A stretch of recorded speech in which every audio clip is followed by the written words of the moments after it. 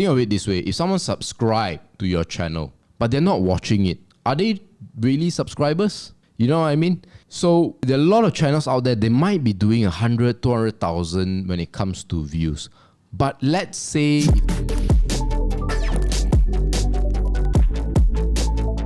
your YouTube analytics is one of the, if not the most important thing that you need to look at almost every day. It essentially is a make or break for you. It's going to tell you what kind of videos you can make, what kind of videos you shouldn't make. So keep watching to find out some of the top tips and hacks to understand your YouTube analytics. So small business owners, if you're looking to get 1,000 subscribers for your YouTube, then you can download our free guide. Link is in the comment and description below. So to start with, you need to check out your audience retention. Now, if some of you guys don't know how to find your audience retention, you just need to go to your YouTube studio by pressing on the circle button, and then you'll see the YouTube studio button. Then go to content and then press on the analytics of your video. Once you scroll down below, and that's where you see your audience retention. So what is this audience retention? First of all, when you are making your video, you might be spending a lot of time thinking of how to make a perfect video, and you might be thinking that you need to have a proper intro because it needs to lead to the next point, because it makes sense and everything. But guess what? People might not actually be interested in that. In fact, what you want to do is to just go ahead and make your video and then get views to come in so that you have the data which will allow you to see which are the parts of the video that is retaining your audience. Now, YouTube will highlight where are the dips and the spikes so that you know which part of your video is interesting. So what you want to do next after that is to not rely so much on creativity because you don't want to get burnout. You want to look into the data that is coming in and then beef up the parts that are doing well and try and see how to improve the parts that is not retaining your audience. If you're wondering why are the views coming in but no one is subscribing or following through, that's because of your audience retention. So look into the graphs of your video and try and see how you can pick up from there. Now guys, just as a reminder as to how important audience retention is, YouTube wants all their videos to retain their audience. And in fact, I would say that audience retention is more important than views because of this. The longer people stay into your videos, the more YouTube is going to recommend those videos to other people, which means that the views are also going to increase. So the key is not just whether people click or view your videos, but it's also how long they stay. Now, as a guideline, you want your videos to be at least 10 minutes long. The reason is because then YouTube will be able to put 2 ads instead of 1 ad on your video once you monetize. Now, of course, YouTube not only want people to stay on their videos longer, but they want videos that allows them to put more ads. They want to promote those sort of videos. As such, you want to try and do it more than 10 minutes. Now, if you log into your YouTube studio and your analytics screen, especially the part on video and audience retention, how do you know whether or not your video has a good audience retention? And it's usually denoted in a percentage. We'll put up here to show you exactly where it is. Now, there's no hard and fast rule, but if you really wanted one, it is that if the video is anywhere between 10 to 20 minutes long, you want to try and hit at least 40% of audience retention. If you can't hit that, it means that there's something wrong in your video, and as Vincent talked about earlier on with the spikes and all that, you want to try to fix your video based on that. If you're at 20, 25%, it means it's not a good video. Try and bump that up. Now, how do you do that? Well, if you watch some of our previous videos, you know we talk a lot about things like attention resets, changing the visuals. You know, sometimes it's just us talking or talking heads. Sometimes you get an image of a background or a snapshot or maybe a zoom in and out of the camera, things like that. So again, 40%, that is the target. Now guys, if you have a business and you are intending to go into the social media space and you want to know how you can monetize that business, we've got the perfect program for you. It's a mentorship program where we work with you one-on-one. So all the recommendations, all our discussions will be centered and tailor-made for your needs, your issues, your obstacles, and eventually your success.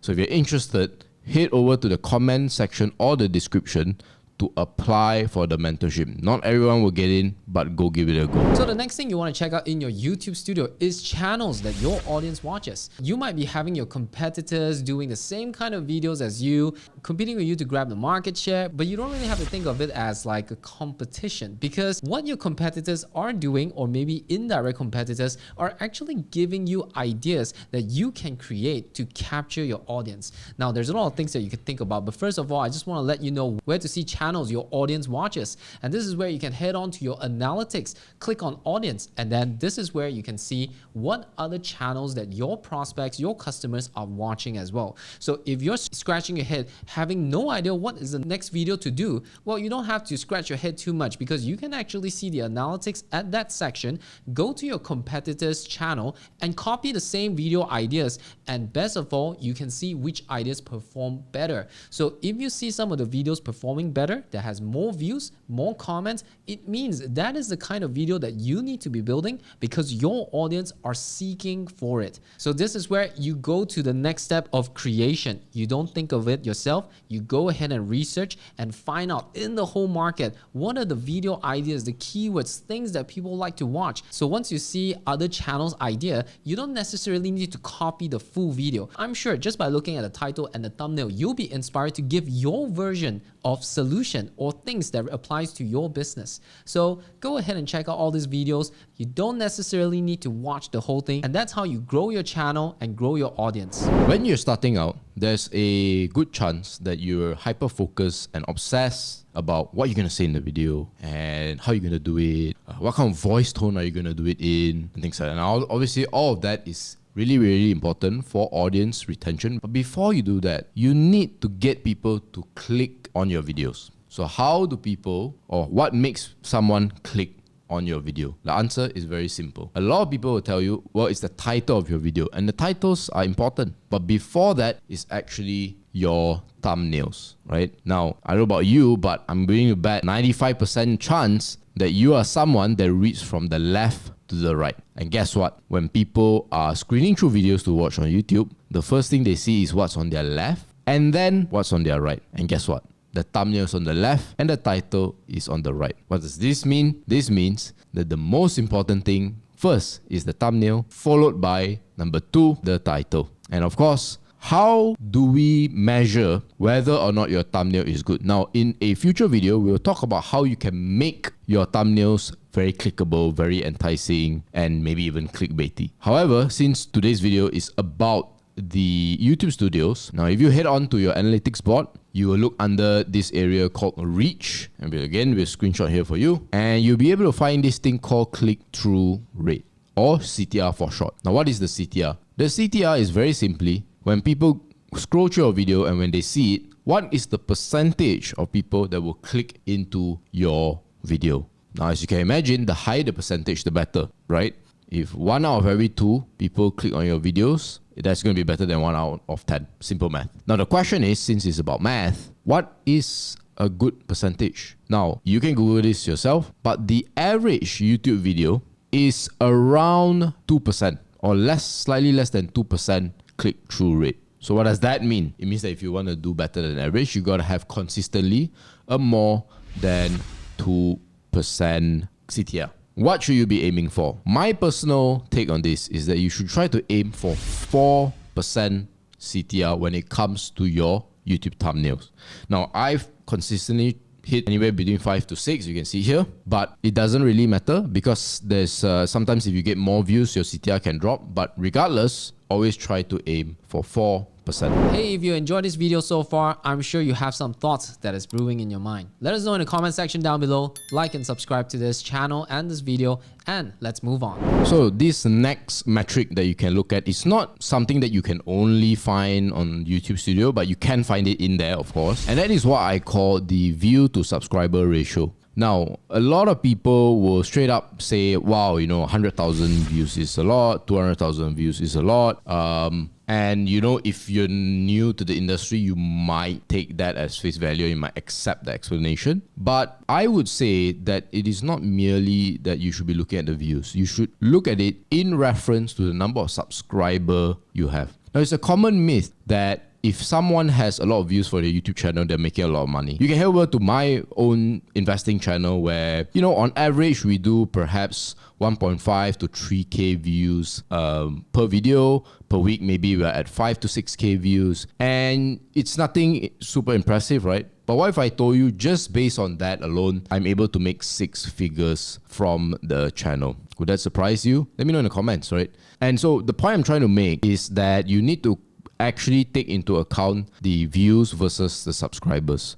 Think of it this way. If someone subscribed to your channel, but they're not watching it, are they really subscribers? You know what I mean? So there are a lot of channels out there, they might be doing 100, 200,000 when it comes to views. But let's say if they have 5 million subs, that's a single digit ratio, single digit percentage, right? And so then, of course, the question you might ask is, okay, what percentage is good, right? As a reference point, right? If you have 10K subscribers, how many views you should be getting per video? Now, again, no hard and fast rules, but in my personal experience, if you can hit consistently 10 to 20% of your subscribers, pretty good, right? When it comes to views versus subscribers. So for example, if you have 10,000 subscribers, 1 to 2K views. Similarly, if you have 1 million subscribers, 100 to 200,000 views. If you are not hitting those numbers, what is that telling? Or what is that saying? What it's saying is that your content is not good enough for your followers to want to keep watching. And so that should get you to start thinking, re-strategizing on the kind of videos you should be making. So if you're having the thoughts of getting millions of views just to be successful, it's because you're confused with running YouTube for small businesses like yourself versus being a YouTuber or influencer. So of course, in this field, you might straight away think about YouTubers, influencers having millions of views just to be successful. That's not what we're talking about here. So just like what MJ is saying, if the YouTubers you're seeing have 5 million subscribers but doesn't have views that match up to that number, that's because one fine day they made a video and then they went viral and suddenly they have a lot of followers just joining that channel for fun. You're not playing that game. You're playing a different game that applies to your business. Now, with the world being so diverse and a lot of businesses are coming from anywhere, I'm pretty sure you're not only serving to one specific audience that speaks one language. I'm pretty sure a lot of people who knows different languages that may need your solutions and is actually watching your video. What you have to do is to understand your audience. Again, this video is about the data you can read from your YouTube studio. So this is where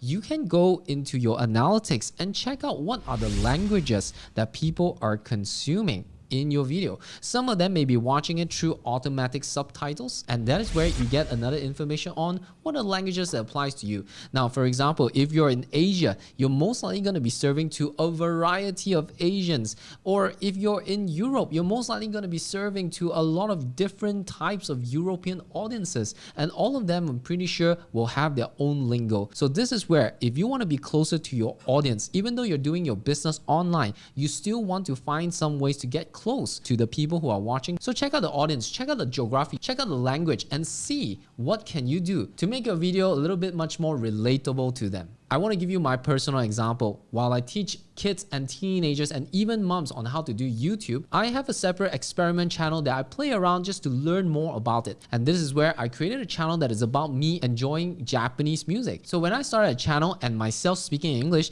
I didn't expect that 30% or sometimes even 35% of my viewers comes from Japan itself. Now, can you imagine if my video has 35% of Japanese people who most likely will prefer to consume content in Japanese coming to my video that is fully English based? If I want to increase the performance of my channel and my videos, I look into whatever we just mentioned in this video: audience retention, language, CTR. This is where it made me to think of ways to improve by, first of all, to use auto subs technology to put Japanese into my video and see how I can improve my video with the audiences that I'm serving. Thanks for staying all the way to the end of the video. Hope you found this valuable. If you did, as usual, give us a like, comment, subscribe. If you disagree with some of our points, let us know in the comments. If you agree, also let us know in the comments. And if you like this sort of content, come check out our other pieces of content. Looking forward to seeing you in the next video. Peace.